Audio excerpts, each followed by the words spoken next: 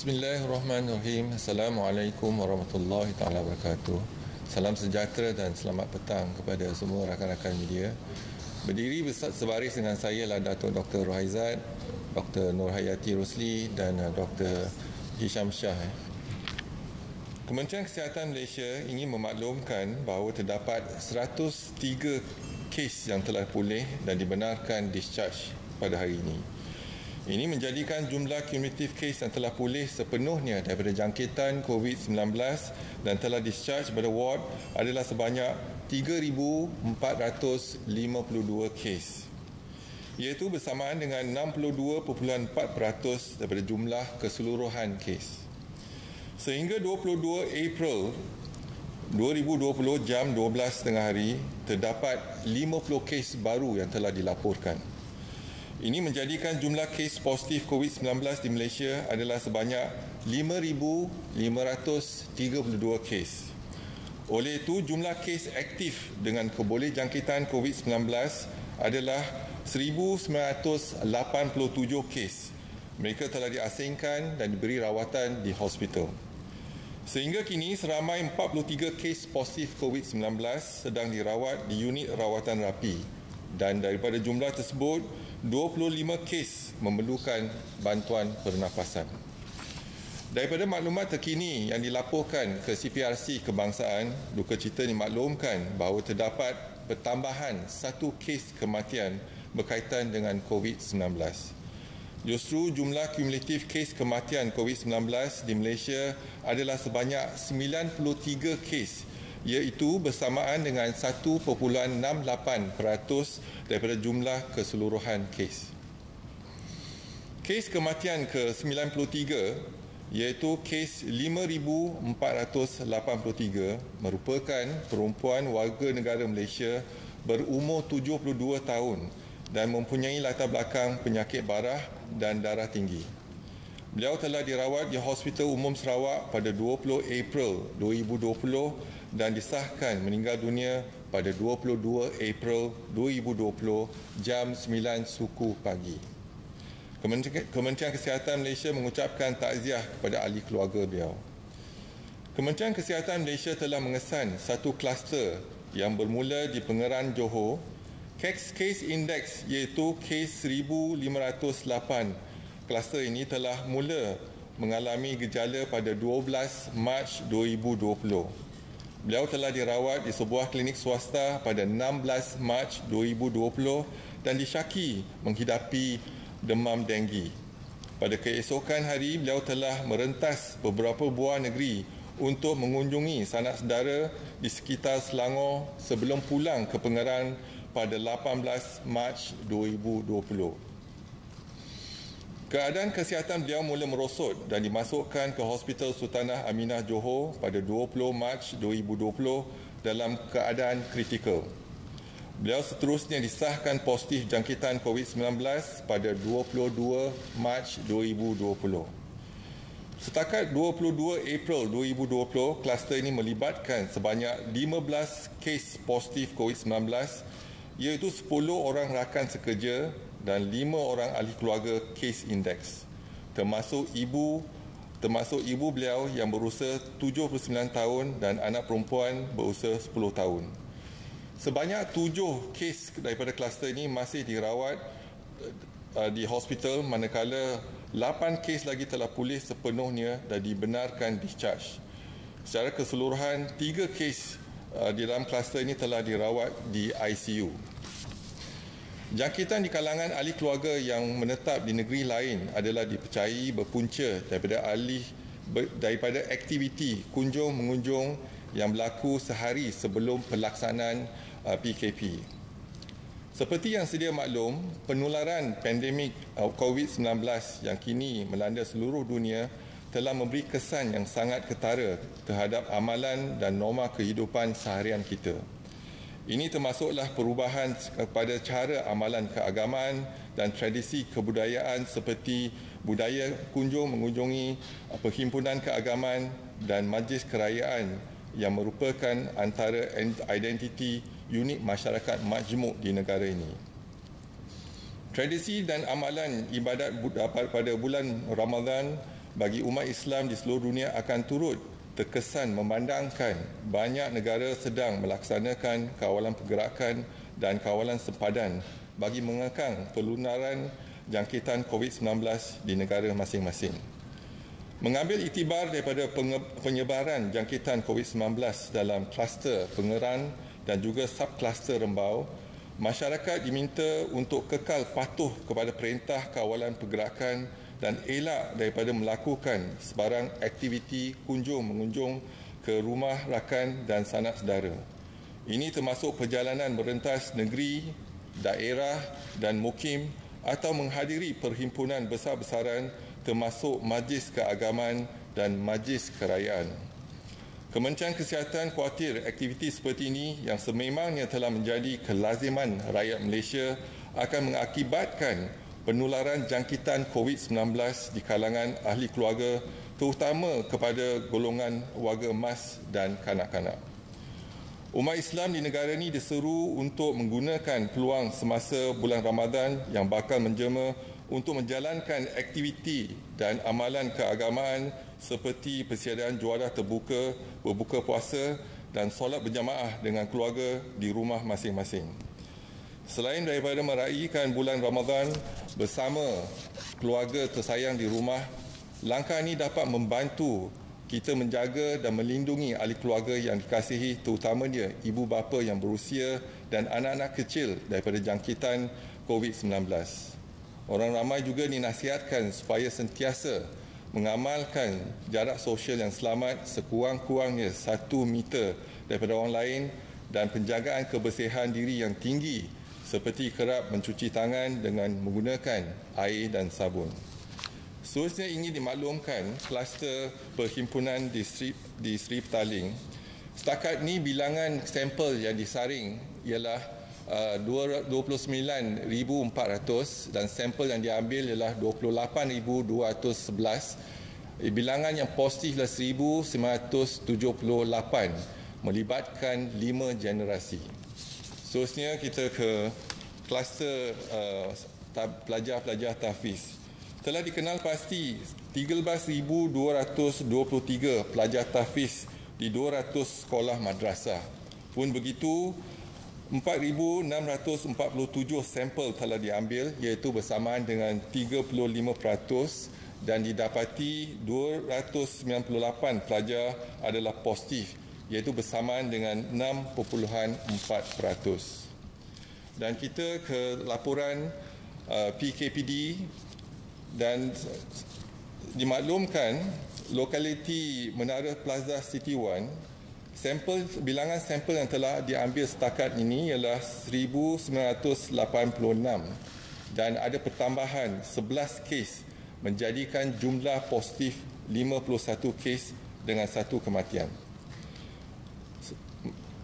Dan yang seterusnya adalah Selangor Mention, ada tiada pertambahan kes dan kekal 85 kes. Malayan Mention juga tiada pertambahan kes dan kekal 4 kes. Lain-lain masjid di kawasan Masjid India, sampel yang telah diambil adalah 1,188 kes, tiada pertambahan kes, kekal 3 kes. Dan untuk Bandar Baru Ibrahim Majid, kekal tiada pertambahan kes iaitu kekal 183 kes. Lain-lain lokaliti di luar Bandar Baru Ibrahim Majid kekal 39 kes iaitu tak ada pertambahan. Kampung Sungai Lui juga tiada pertambahan kes, kekal 131 kes. Bukan Kampung Sungai Lui tiada pertambahan kes, kekal 315 kes. Dan pusat bandar utara sekitar Pasar Borong Kuala Lumpur, sampel yang diambil ialah 4,532 sampel dan setakat ini tiada kes tambahan, tetapi jumlah kes yang didapati ialah positif ialah 28 melibatkan 1 kematian iaitu warga negara Myanmar. Seterusnya kita ke kluster. Dan kluster yang telah ada pertambahan didapati ialah kluster Menara Plaza City 1. Sebagaimana yang saya sebutkan tadi, ada pertambahan 11 kes baru menjadikan jumlah keseluruhan kes di Menara City 1 51 kes. Kluster petugas kesihatan kucing iaitu ada pertambahan 10 kes menjadikan jumlahnya 50 kes. Dan kluster persidangan gereja di Kuching ada pertambahan 7 kes menjadikan jumlah 146 kes. Kluster kejuruteraan di Kuantan ada pertambahan 3 kes menjadikan jumlah 61 kes.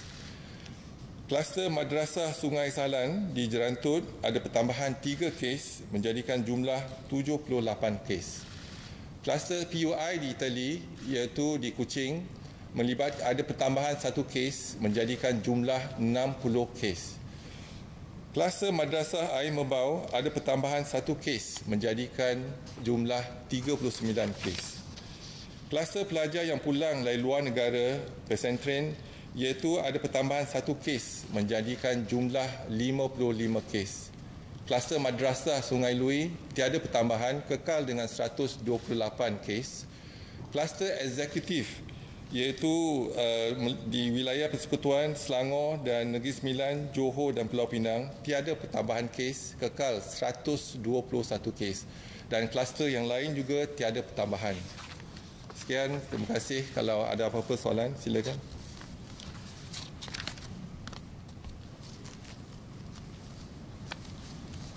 Datuk, ada 3 soalan. Kita nampak zon Perlis tu dan nampaknya ada zon hijau sejak semalam kan, dengan kes-kes yang sudah pulih.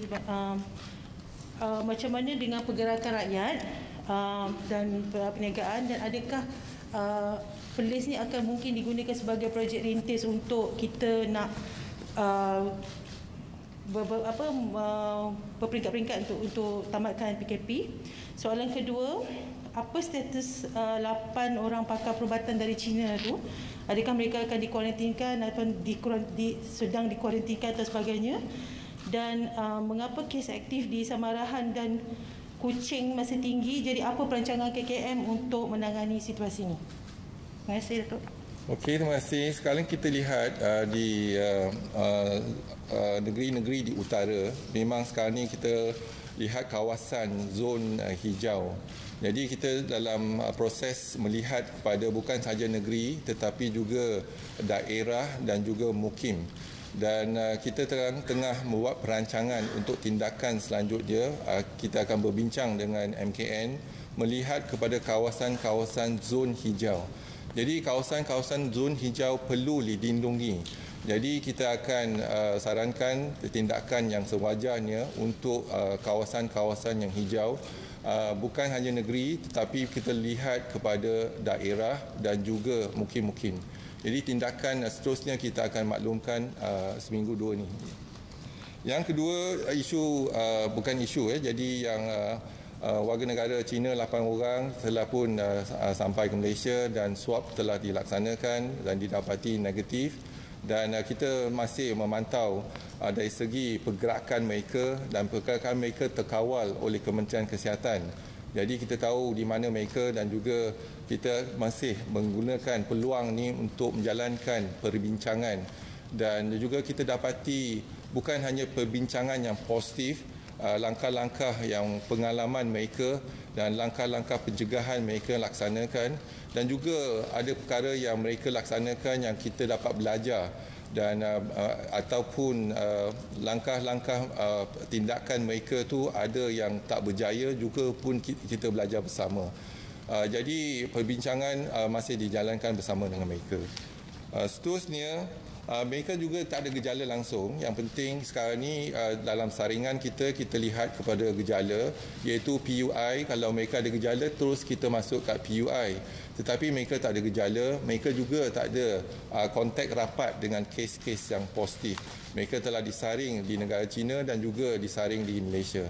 Yang seterusnya ialah isu Samarahan, iaitu ada 2 kluster yang besar kat situ, iaitu kluster PUI. Ada 3 kluster ya. Satu ialah PUI Itali, dan jadi satu lagi kluster persidangan agama di gereja, dan juga satu lagi kluster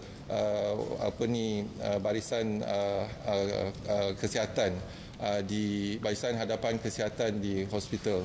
Jadi kita masih kenal pasti bagaimana kita dapat memutuskan lagi penularan.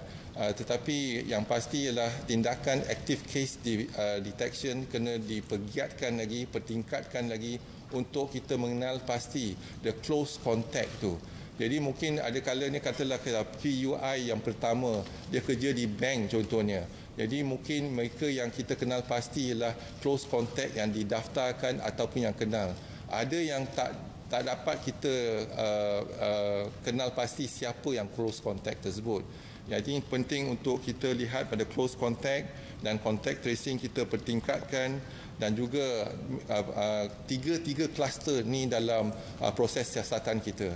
Jadi kita harap kita boleh tambah baik lagi siasatan kita untuk kita mengenal pasti mereka yang belum lagi dapat dikesan. Jadi mungkin mereka ada hubungan ataupun exposure tetapi tidak dapat dikesan.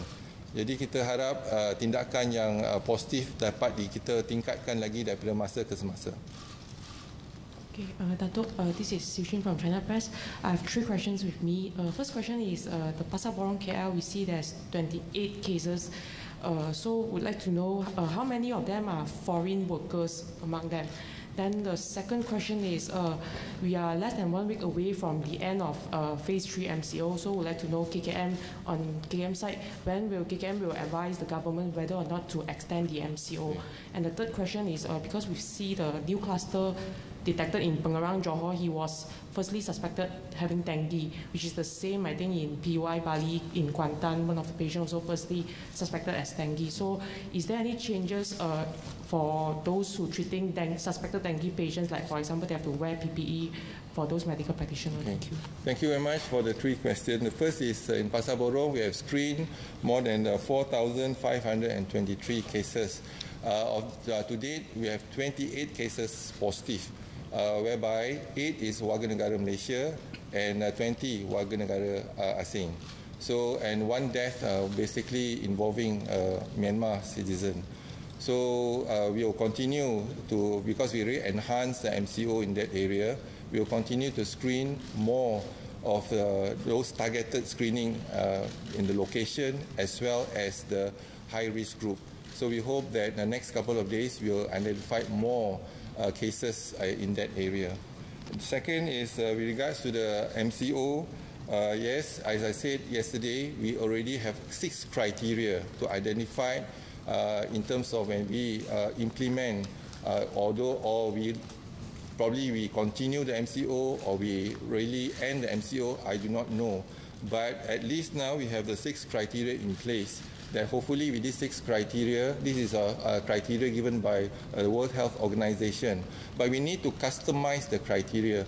And once we have customized the criteria, and then we see how best we can fit into this criteria.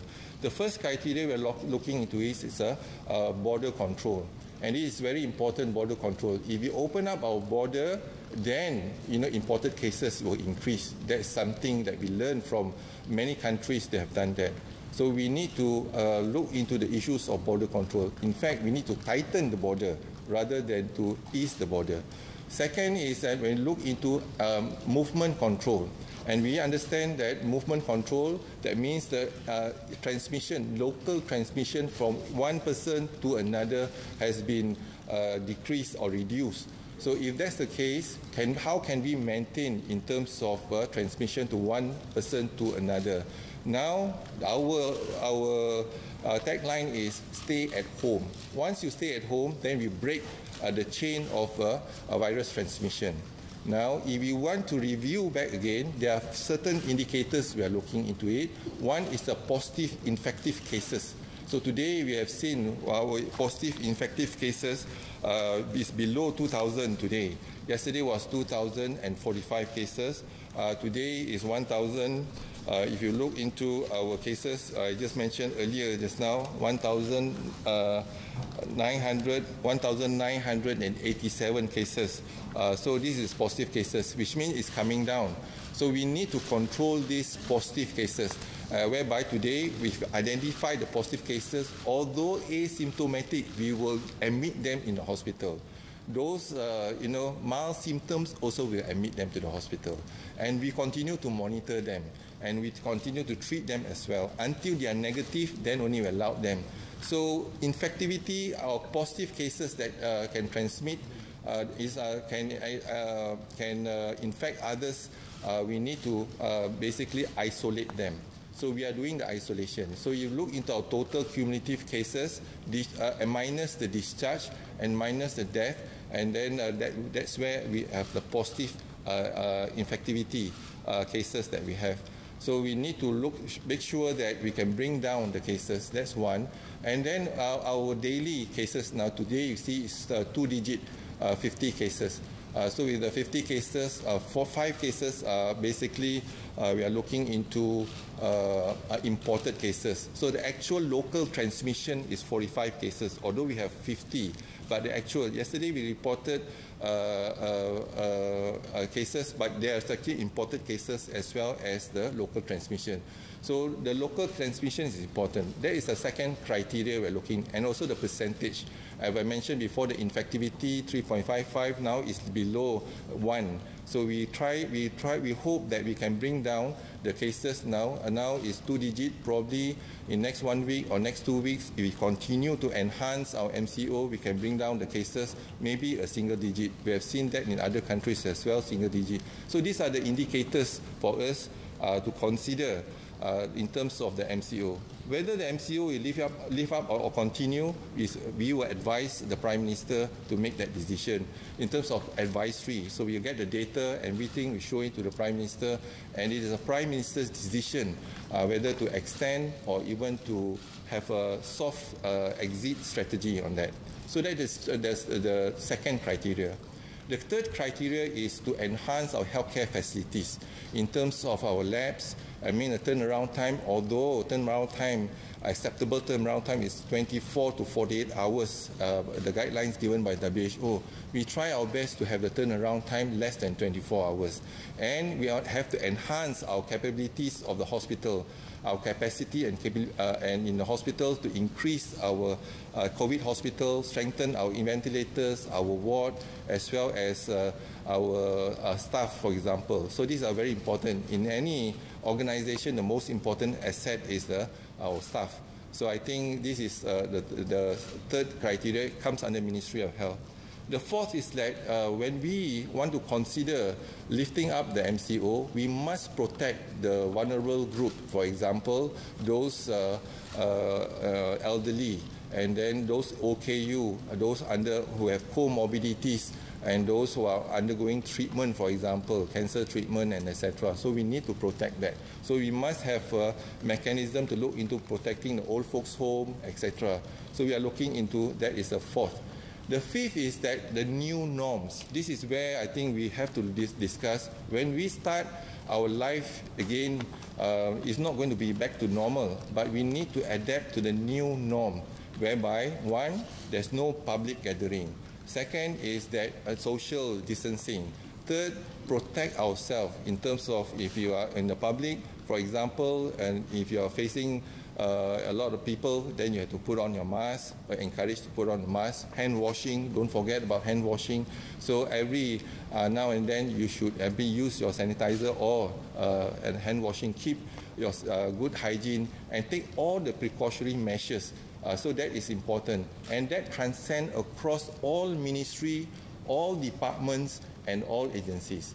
The first is we need to look back, as I said before, when WHO declared the public health emergency of international concern. There are three factors. One is the fatalities of the virus. Second, looking at infectivity of the virus, how fast the virus can spread. And third is the economic sector. They also look into the economic sector, whereby if you were to look back during the first wave, we protected the economic sector. That means whatever we do, we treated the 22 patients during the first wave, and then all of them discharged. You don't even feel, in terms of the disruption, the social disruption or economic disruption. So now we need to look into the priority. We have started the essential list in terms of the economic sector, and now maybe we have to open up the industry and etc. economic sector, but they have to follow the new norms that, for example, as I said, no social gathering, social distancing, and make sure that they comply. A good personal maintain the good personal hygiene. So all that we will put in place, and we will continue to adapt and to implement in terms of looking into targeted approach. If there is an outbreak, for example, in certain area, outbreak cases, then we will come in to look into the MCO, enhance the movement control in that region, and we screen everyone there. So it can apply to a department, it can apply to a factory, it can apply to a group of people. So that's the fifth criteria, meaning we adapt to the new norm. The sixth criteria, which is also very important, is the community empowerment.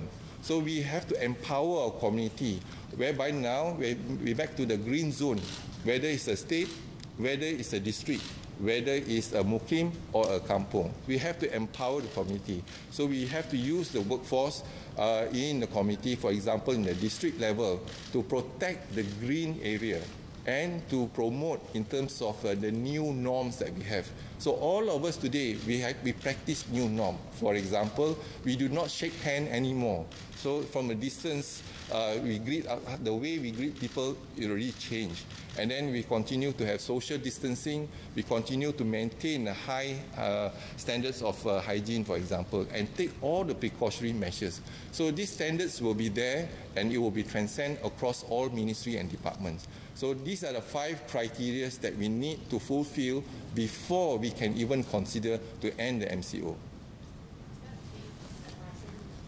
The date, 28th of April, but maybe 2 or 3 days of even 4 days before the end of 28, we will advise the Prime Minister based on our modelling, based on the facts and figures that we have, and based on the advisory from the WHO, and customize the advisory to our local needs.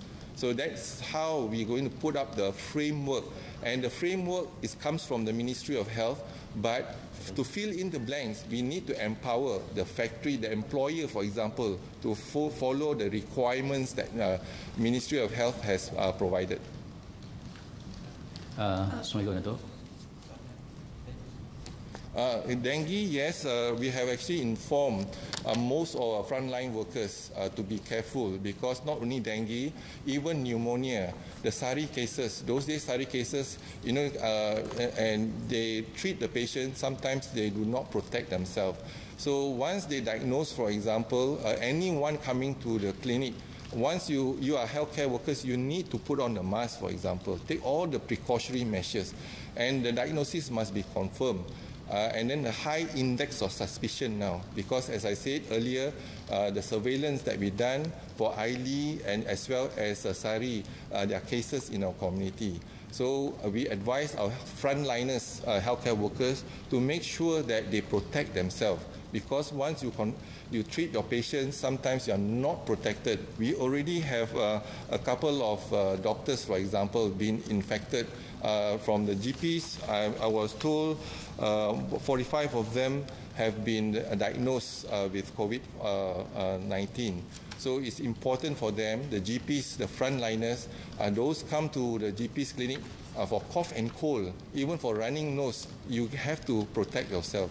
So we are telling our doctors in treating SARI patients, all SARI patients will be considered as COVID positive until proven otherwise, which means even though you do not have the results, you treat them as a COVID positive patient until you get your result, rather than you treat them without protection and then you get the result later on. So that circular has gone out, and we hope that all our frontliners take precaution in terms of treating those patients, even ILI or SARI. Assalamualaikum, Datuk.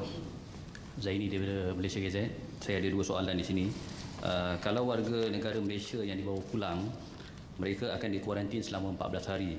Tapi adakah prosedur itu turut dikuatkuasakan kepada anak-anak kapal kerana wujud aduan yang mereka ini tidak diasingkan dalam tempoh berkenaan, sebaliknya hanya diberi cuti rehat sahaja. So saya nak dapatkan komen Datuk berhubung perkara ini. Dan satu lagi, ada tak kes-kes jangkitan membabitkan anak-anak kapal? Soalan seterusnya Datuk, kalau tak nak buka balik sempadan selepas PKP ni tamat, adakah KKM akan nasihatkan kerajaan untuk berhentikan bawa balik rakyat kita atau benarkan rakyat kita balik? Terima kasih. Okey, yang soalan kedua, adakah kita nak bawa balik rakyat kita? Jadi sekarang ni kita kena lihat kerjasama antara dua negara, antara Malaysia dan juga negara tersebut. Jadi mungkin larangan ataupun perintah pergerakan di negara tersebut. Jadi kita kena berbincang bagaimana kita boleh membawa balik rakyat Malaysia ke negara kita. Jadi proses tu melibatkan MKN dan juga NAKMA untuk melihat bagaimana kita boleh bawa balik rakyat Malaysia di luar negara. Yang kedua, anak-anak kapal, contohnya kalau kita punya standing operating, kalau kapal cruise contohnya, kapal layar dan sebagainya, memang tetap kita akan pastikan mereka kuarantin untuk 14 hari. Tetapi kalau penerbangan, jadi kita lihat kadang anak kapal tersebut sama ada dia ada stop tempat tertentu. Kalau tak ada stop, mungkin yang tu yang kita akan berbincang dengan Kementerian Pengangkutan melihat kepada aktiviti mereka sebelum kita benarkan mereka balik ke rumah ataupun cara kuarantin yang lain. Jadi yang tu kita akan lihat pada teliti bersama dengan Kementerian Pengangkutan. Datuk, Ayuh from Malaysia Kini. I have two questions. The first is how many tests have been conducted in total in the 24-hour period of noon April 21st to noon April 22nd? And second, I would like to get your response to concerns. Will KKM advocate for frontline allowance to be disbursed to more medical staff, because including those who are stationed in screening tents, because there are complaints or concerns that they have difficulties accessing the allowance that has been announced? Yeah. So, okay, thank you. There are two questions here. The first is how many, the capacity of a test. So, as I mentioned earlier, our capacity from the 43 labs that we have, total capacity 11,548.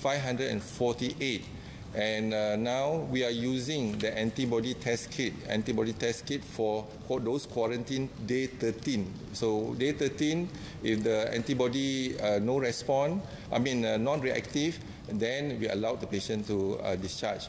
But if that day 13 antibody is positive, then we have to do the PCR again. So that's how we actually reduce in terms of the using the PCR for day 13. Our capacity 11,546 from 43 labs.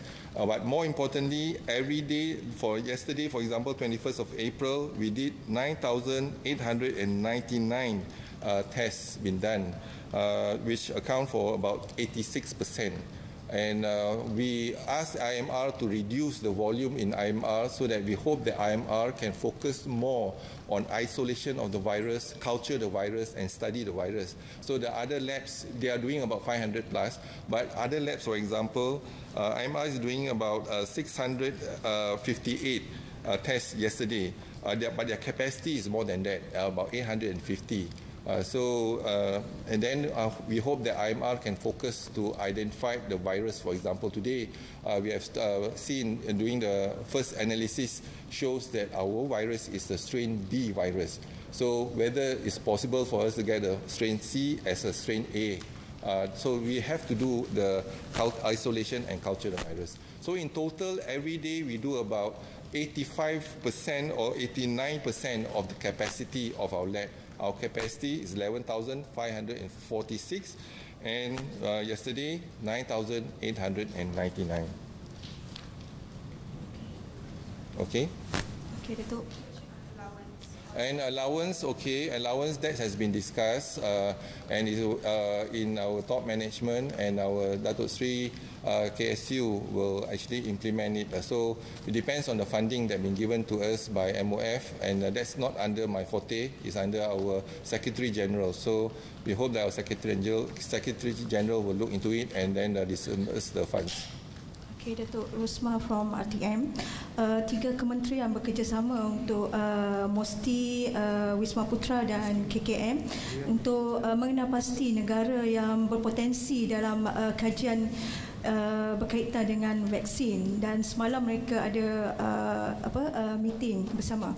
Jadi antara negara tu adalah China, UK, Korea Selatan. Jadi antara cadangan MOSTI adalah untuk mengadakan ujian manusia di Malaysia. Jadi dari segi Kementerian Kesihatan, adakah ujian manusia human trial itu sesuai diadakan di Malaysia, sama ada dari sudut Malaysia, kepelbagaian etnik dan juga situasi COVID-19 semasa. Okay, terima kasih. Jadi kerajaan kita sekarang ni tengah berbincang dengan negara-negara yang ada keupayaan untuk mengeluarkan vaksin. Dan ada 2-3 negara yang telah dikenal pasti ada keupayaan untuk keluarkan vaksin. Tetapi apabila kita dah kenal pasti vaksin tersebut, kita kena jalankan penyidikan, sebab ada vaksin ada kesan samping dan sebagainya. Jadi Malaysia, jadi kalau kita dipilih untuk jadikan tempat untuk kajian, sebagaimana WHO, Pertubuhan Kesihatan Dunia, melaksanakan rawatan. Jadi ada 4 kumpulan obat contohnya. Malaysia telah dikenal pasti sebagai sebuah negara yang boleh menjalankan kajian tersebut. Dan begitu juga kalau kita lihat, kalau kita berbincang dengan negara yang boleh mengeluarkan vaksin dan kita bersedia untuk menerima vaksin tersebut untuk dijalankan sebagai kajian. Jadi kita boleh pantau sama ada vaksin ini berkesan ataupun tidak. Yang itu satu. Yang kedua, mungkin kita tak ada keupayaan setakat ini untuk menjana ataupun melihat untuk membuat vaksin.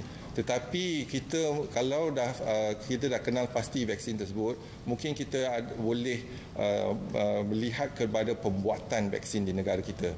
Jadi mungkin dah formula dah ada dan sebagainya, vaksin dah kenal pasti, kita boleh manufacturing the vaksin di negara kita.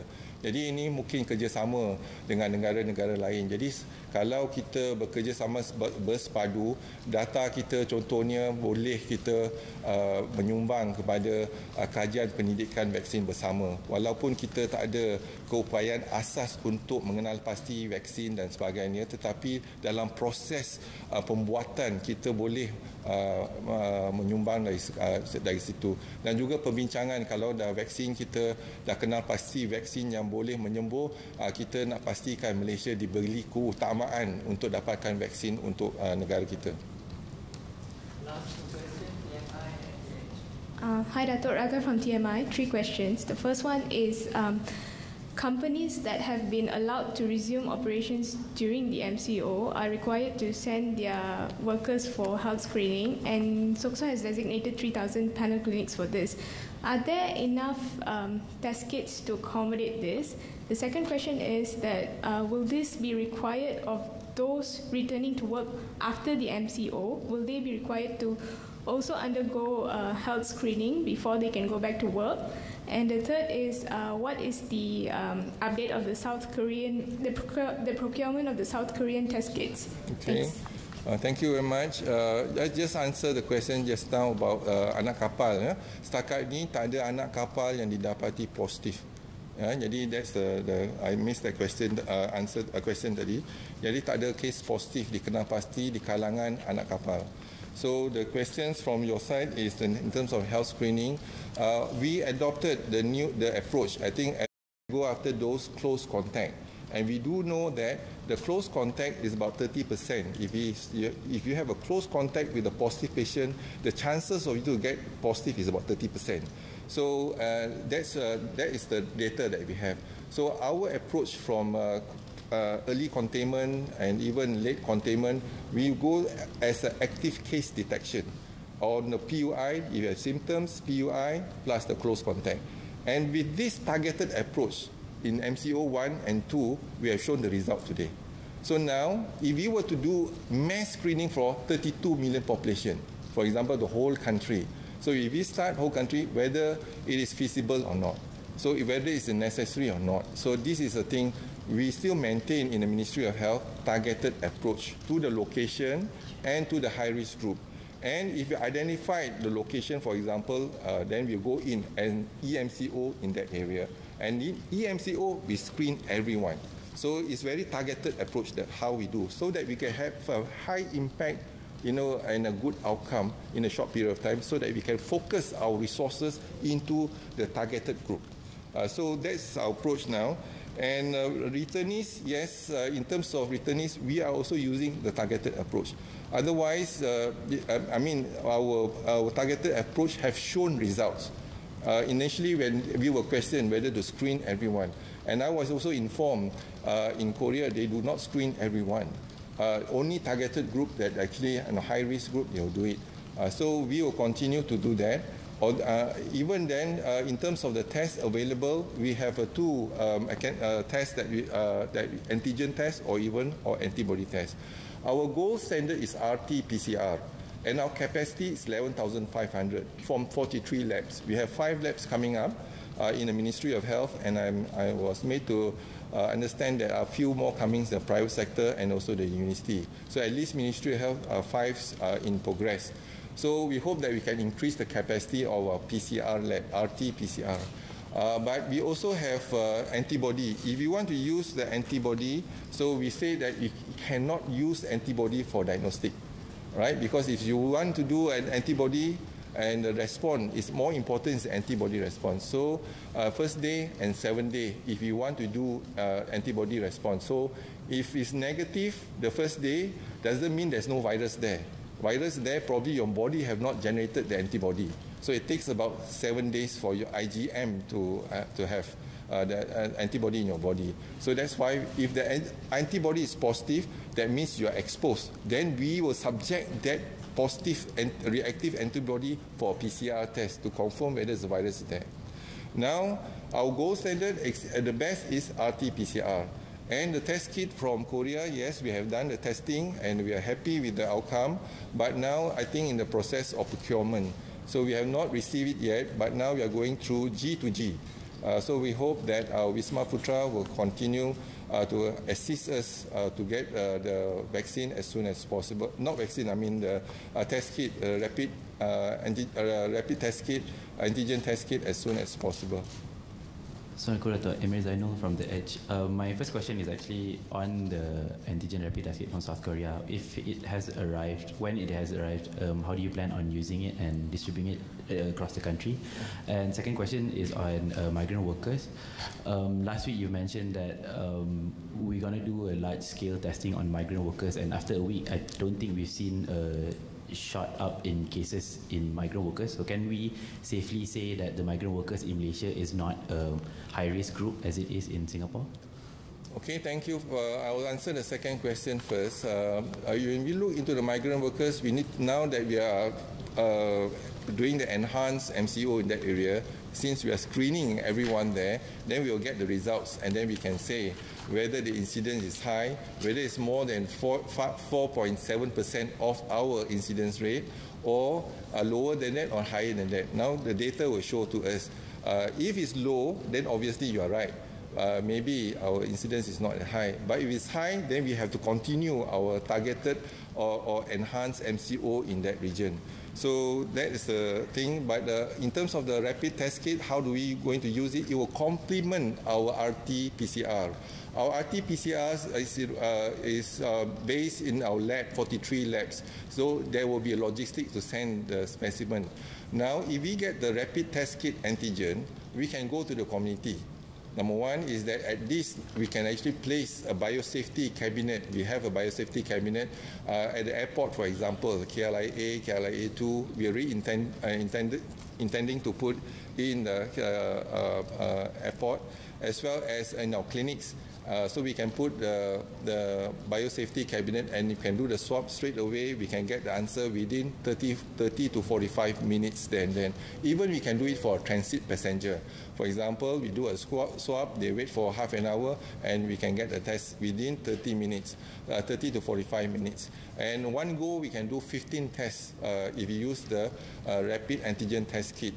So we hope that once you get the rapid antigen test kit, the advantage is that it's fast, very fast turnaround time, and the second is that you can do at point of care, provided you have the biosafety cabinet. So that's how we are going to complement the usage.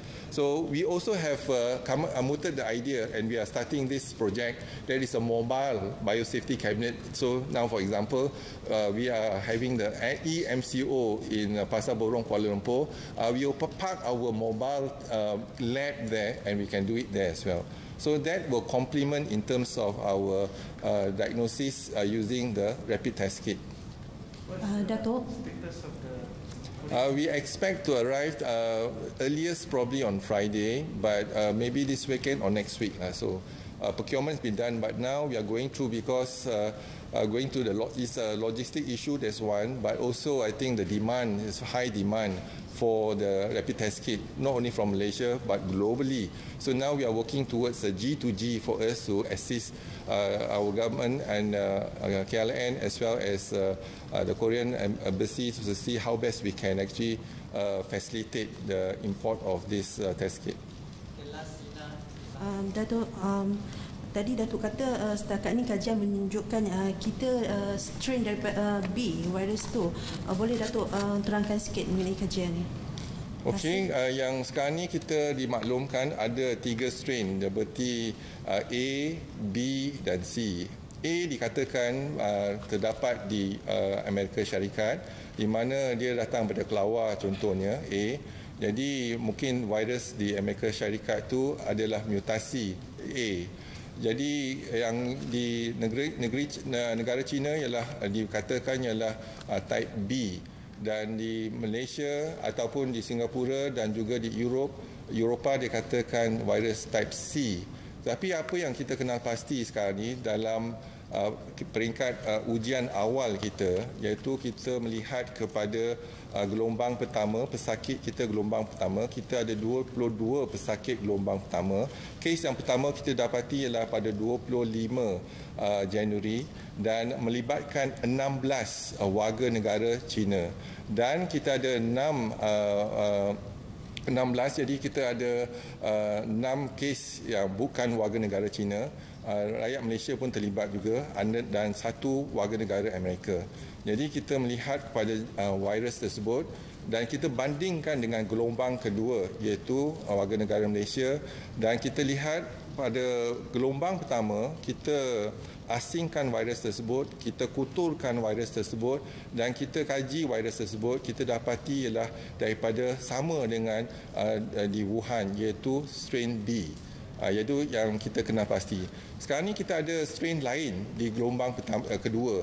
Ada yang datang dari Jepun, ada yang PUI daripada Itali. Jadi kita lihat kat Sarawak sekarang ada daripada Itali. Adakah dia strain A, B ataupun C? Ada yang datang dari United States, ada daripada UK. Jadi kita sekarang tengah melaksanakan penyidikan untuk asingkan virus daripada pesakit-pesakit kita, yang sampel-sampel yang kita ada. Lepas tu kita akan kuturkan virus tersebut dan kita akan kaji dan sama ada mutasi ataupun kenal pasti jenis virus yang kita ada. Jadi ini kajian yang dilaksanakan oleh IMR. Jadi kita harap apabila kita dapat kajian tersebut, kajian ini juga akan menjadi tanda aras untuk kita buat perbandingan dengan negara-negara yang lain. Jadi kalau kita sekarang lihat kes kita daripada gelombang pertama, kedua dan juga semua yang daripada negara yang import, kes import ni, sama ada kita di negara kita ada virus jenis apa.